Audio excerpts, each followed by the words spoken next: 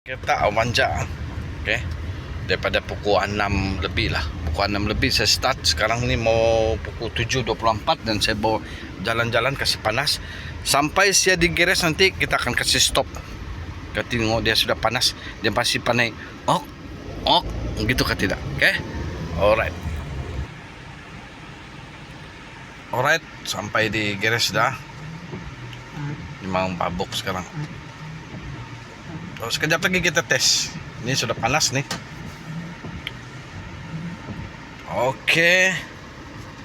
Embrek sudah turun. Kita tutup ikon. Kita tes. Tutup engine RPM. Wangkit. Kita tutup lagi.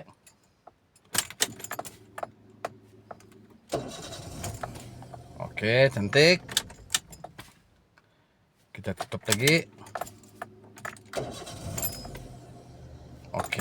Dan kemungkinan juga kan ini termostat dia punya tuh o-ring kan. Apa ini? Tuh termostat dia punya o-ring kan terbilak terkeluar air. Mungkin dia panas engine, kurang air. Itulah dia susah mostat. Boleh jadi juga. Tapi kita boleh tengok juga bah karbon dia. Karbon dia pun pendek pun boleh jadi juga mah. Oke, so satu perkongsian untuk Toyota Avanza. Alright, tempat naik.